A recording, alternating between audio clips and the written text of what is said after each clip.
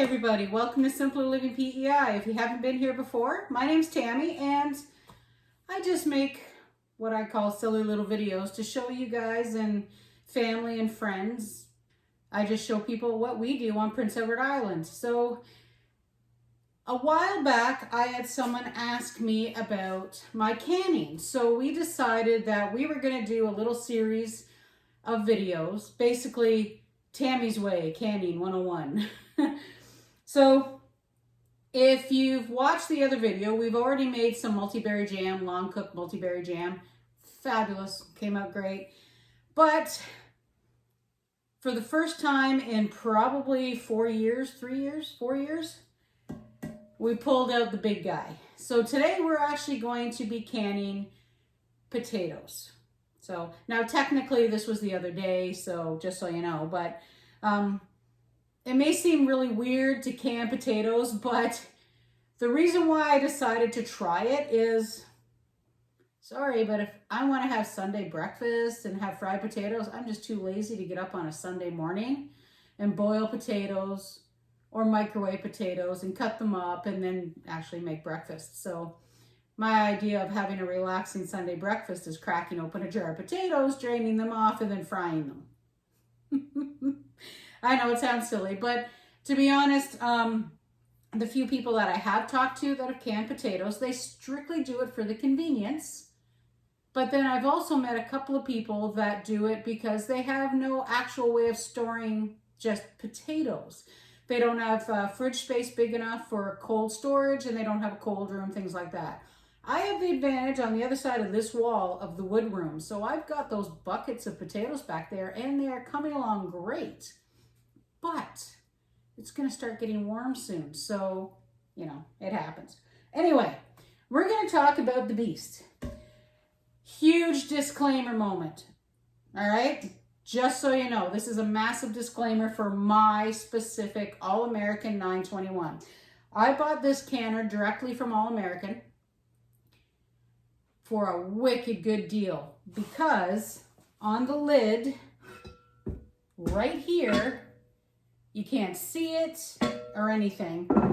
There's a itty bitty kind of, it's not really a dent, it's just a manufacturing defect.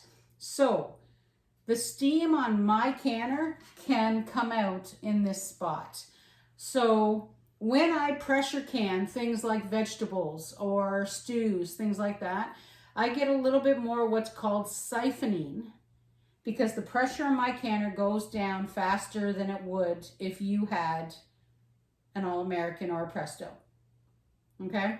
So when we go through and I show you the potatoes after we go through the video here, you'll see what I mean by siphoning. So there's lots of products that I can make in my canner where I don't have siphoning. One of them is meat. We're going to do meat, actually, believe it or not. I know that one sounds really, really weird. So here's the video, guys. This is what we've done, and then I'll be back and I'll show you the final result.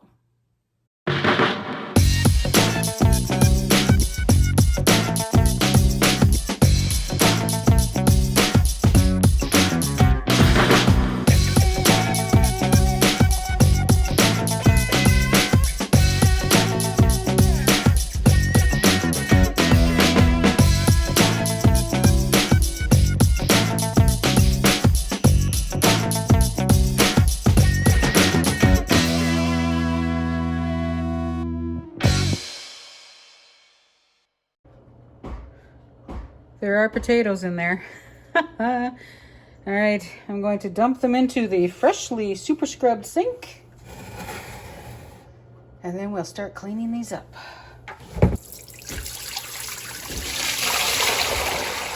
Without making a mess.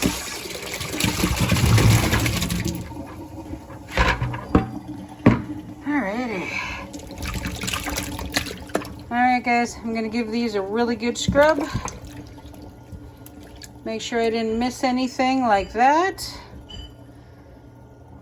And then we'll check to see if I have enough potatoes. Welcome to the sink. Alrighty, so let me shift this. It is time to get all these potatoes cut. Now, the one that I shared with you, the page, now they say 1/2 inch, give or take, which is like that. So we're going to cut these potatoes. They're going to be pretty much all the same, but they're not going to be the same shape. And in the pot they go. Now, you can do whole potatoes. So if you have little potatoes, say, cut that in 4, you can actually can them like that as well. We're going to do the more, not quite diced, but slightly diced. Does that make sense? I don't know if that makes sense. But they should be all relatively the same size. And we only really have to cook these for a couple of minutes before we get them in the jars. Now, cold packing potatoes is no longer recommended. Now, there are people that still cold pack potatoes. You can probably still do it, but we are doing this based off of the actual guidelines for the National Center of Home Preservation. So basically, we're following the rules. All right. Let me get these all sliced and in this pot, and then we will continue on.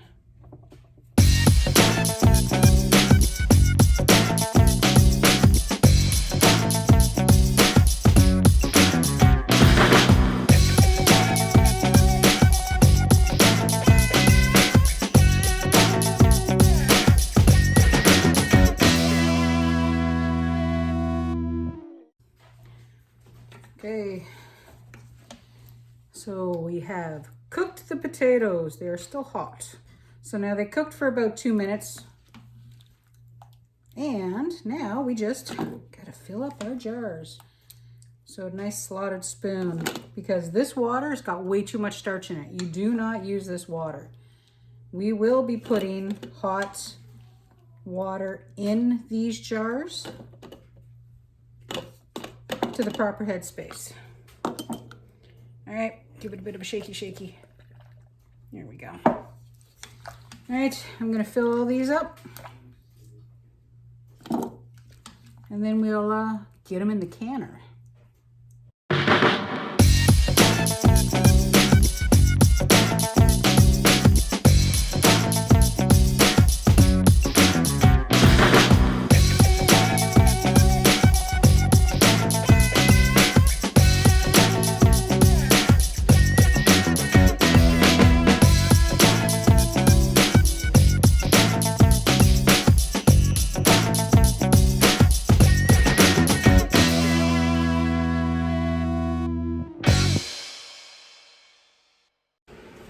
Now our next job is a little bit of salt. Now the potatoes, they do tend to discolor when they're out of the water. There's kind of no way around that, guys.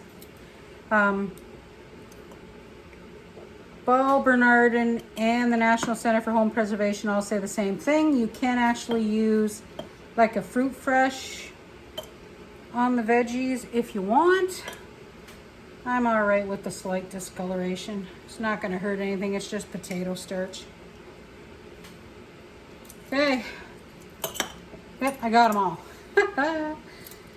Time to go and get the hot water and get some water on all these.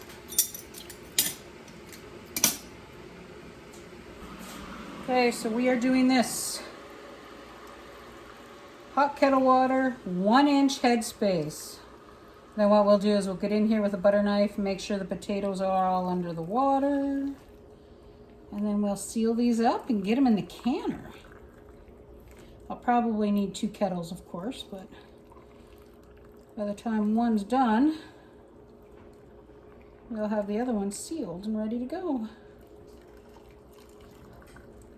Now my water is well water. It goes through a filter, all the fun stuff. It's very clean water. There's no chlorine. There's nothing like that in any of this water. So it's perfect for canning. If you're really not sure about your water, Just use distilled water or spring water. I mean, admittedly, it'll cause some cost overruns, but all right, so while we're waiting for the kettle, guys, it's just a little shifty. Make sure everybody's under the water. That's good. We're also trying to work any of the bubbles out, okay? There we go. And same as before, you're going to use vinegar to clean your rings. Now, there's not a lot that's going to be around the edge, but it's pretty much making sure that it's safe, okay? And you're also feeling for any cracks, crevices, all the fun stuff. Now, I already washed the lids. Now, these are the newer Bernardin lids, so they do not need to sit in hot water. If you do not know how old your lids are, put them in hot water after you wash them. Same thing, don't crank your lids on. You only want finger tight, because if you crank the lids on, that's when you're going to have the buckling and a bad seal. You just kind of put it on. Now I'm only 2, 3, 4, 5, 6. I'm only going to put the rings on 7 because we're going to go to the canner next. I'll show you how this is done. Alrighty guys, welcome to the canner. Now this guy's already on because we have hot water in the jars. If you were cold packing vegetables, anything like that, cold water. But since we're hot packing, so hot water in the jars, you need the water on. Because if you put a hot jar in cold water, that's just a recipe for disaster. So let's get these first 7 jars in. And yes, they are hot. So watch your fingers.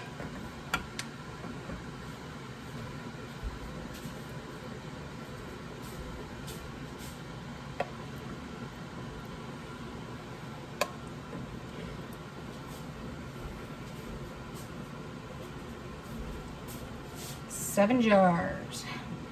Now, read the instructions for your canner. They're all slightly different. This canner should be at least halfway up the jars. I have one of these racks already in there.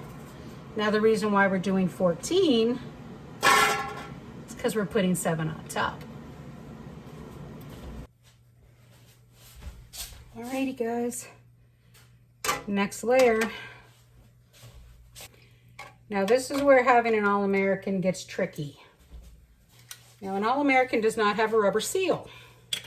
You have to create a seal on these. Now you can use olive oil like I always do. Some people actually use petroleum jelly. It really depends on what you want to use. And before the pot gets too hot, you kind of have to just paint this interior ring. Sounds weird, doesn't it? So you just kind of smear it in. Now it does make the All-American a little bit tougher to clean, of course, because when the olive oil cooks on, then it gets sticky and, you know, that's when it gets a little annoying. And it's actually already starting to get hot in there because I can hear the bubbles. So the tricky part is get it all the way around. Some people put it on the lid as well. I admit I don't, because last time I did that, it got slippery and I dropped it. Don't worry, I didn't drop it on the floor. I just kind of dropped it onto the canner and I lost a couple of jars. All right, let's go get the lid. Where is my... All right. So the thing to look for, that little arrow, he matches up over here. Okay? Ugh.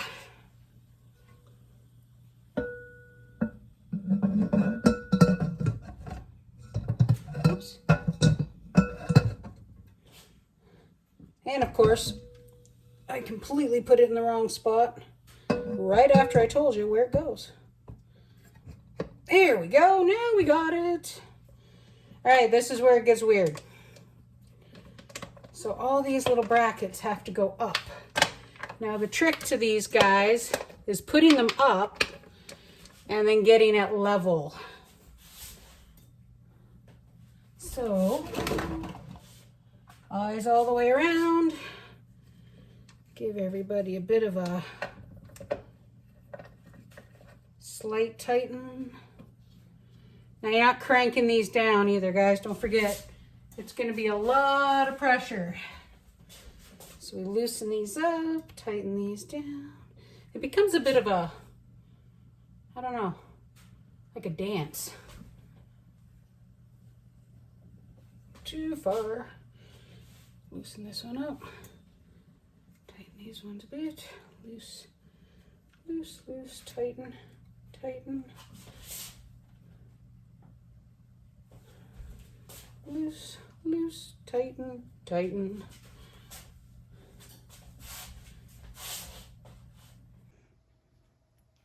Alrighty guys, it's on. I'm pretty sure it looks level. Oh, we're gonna crank there. We're gonna loosen that a bit. Oh, that's, nope. Tighten that one back up again. All right. Now we just have to wait till the steam comes pounding out of that guy, and then the weight goes on. Okay, you can't really see it. You can see the drops coming down though, but there's steam coming through that. So we've set the timer for 10 minutes. When that timer goes on, then it is the weight. Okay. So 10 pounds, which is that way. You can hear it. Hear it? You ready? Okay. So that's going to stay on there. It's going to build pressure. This guy right here, 10 pounds pressure for 40 minutes. Look at that. It's already starting to move. Alrighty guys, I'm going to let this do its thing. We'll be back. So the tricky part of that dial right there is to keep it at 10. Now, because this one, this canner, like we've talked about before, it's got that little bit of a weird lip to the lid. It usually hangs out about 11 or 12. It's really not too big of a deal, as long as I don't keep it at 15. If I turn it to 15, then we're going to have mush for potatoes. Now, that is strictly by reading, because this is the first time I have ever pressure canned potatoes. We're at 3 pounds, 7 pounds to go. Temperature, burner, that thing is off. Now, no matter how tempted you are to touch that weight, don't touch it. That dial has to go all the way to 0 before you even touch that weight. So if you open the lid, release the pressure too soon, all that work you just did, all those lids are not going to seal. So now that it's off, you can actually already hear the difference. And we're already down to 9 pounds. So now that that's off, we're just going to let it sit. Now this is going to take some time, so probably about an hour. Pressure canning is not a fast process. You need patience. So I'm going to hit that coffee maker right there, because this chick needs another coffee. Alrighty, moment of truth. It says 0. This guy is hot. Don't touch it with your hands.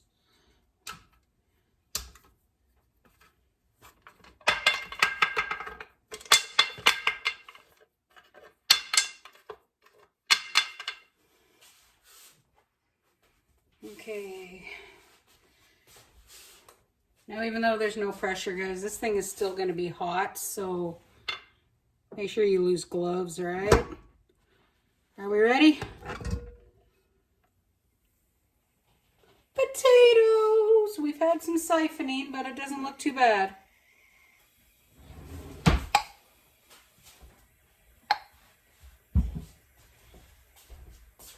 Do you hear the happy pings? Okay, I'm going to start pulling these out and putting them over on the counter.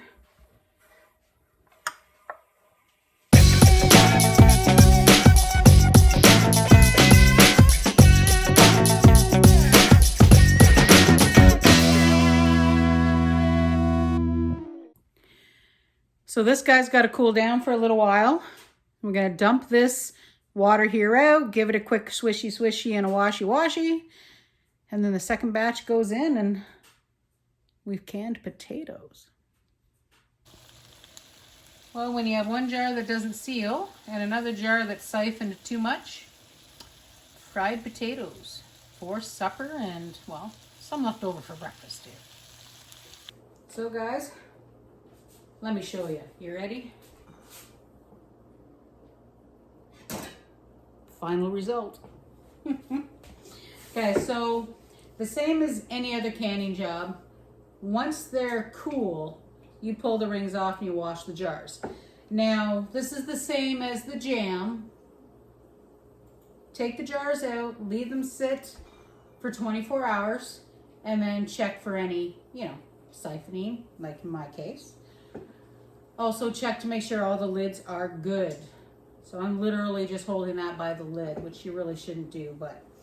Now I did say siphoning. Now like I said, all siphoning is that the liquid comes out from underneath the lid, and you know what's happened because you can actually see it in the pot afterwards.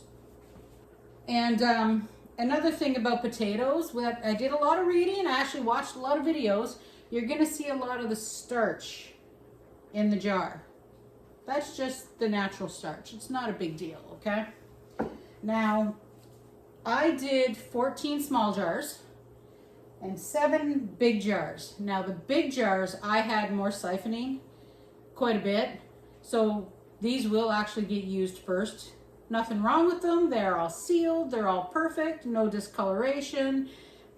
If you're not sure about a jar of potatoes, from what I've found and what I read, is that the potatoes will turn a different color in the jar if there's any air. So if you ever seen potatoes when you clean them up and cut them up, get ready for dinner, they start to turn that little bit of a gray color, the same way they did when we put them in the jars, and then once the water went on, it went away. If you have discoloration, there's air in the jars. When in doubt, throw it out. Best bet. So like I said, the bigger jars, they will get used first. I have a few smaller jars that had some light siphoning, not too bad. But yeah, we pressure canned potatoes for the first time ever, and I am thoroughly happy with the results. Now, safe canning methods, you know me, I am the safety girl just like I'm the cheese girl, okay? Follow the directions, follow the timings, follow the pressure. So where I am, 10-pound pressure for potatoes. If I was at a higher elevation, yeah, we're still tripping over the face, it probably would have said 15 pounds. When I did read it on the National Center for Home Preservation, Ball, and Bernardin, by the way, all three have the same steps. Certain elevations would have 15-pound pressure, certain elevations would have 10 pounds, like I am. So this pressure canner, it can go up to 10, to go up to 15. Like I said, there was some pretty good disclaimers on this unit when I bought it, and I have not gone past them, not done anything wrong with it, which is great. If you have or want to get a canner that's a lot more reasonable, because All-American, these guys are not cheap. Sorry, these guys are not cheap, okay? And the only reason I bought it is because of that wicked deal. And I seriously read every disclaimer they sent me when I bought it. But if you want a canner that's more reasonable, that's when you get into the Presto canner. So what I'll do is I'll link Presto canner from, I'll just find it on Amazon, make life easy, down below. Now there's a difference though. You cannot use a pressure cooker for canning. Some of the books say you can. They don't get up hot enough and they don't get to a high enough pressure. So your best bet is to follow the guidelines for pressure canning and then find a pressure canner that meets your needs. Okay, there's little All-Americans that you can get that are just this tall. Perfect for 1-layer jars. Now, of course, you guys all know I want that electric pressure canner. I'll link that so you can see it again below. He is not cheap either, but you don't have to babysit it as much as you do as these big old All-Americans. So anyway, guys, that is our next adventure in canning. I canned potatoes for the first time. Yeah, I know, and it sounds silly, probably a bit ridiculous, probably for some people, but for me, it's a big deal. I've never done it. I went from veggies straight to meat and stew. I never did potatoes. I live on PEI. I might best eat more potatoes. So, thanks for coming out. I do appreciate each and every one of you guys, and we will continue on with our canning adventure as well. Haven't quite decided what we're going to can next. I might do some beans because I'm thinking some navy beans or some kidney beans for quick access. And quick cooking might be a good idea. I'll have to think about that. Anyway, thanks for watching. Come along with us next time as we continue our canning adventure on our Simpler Life here on PEI. Bye for now.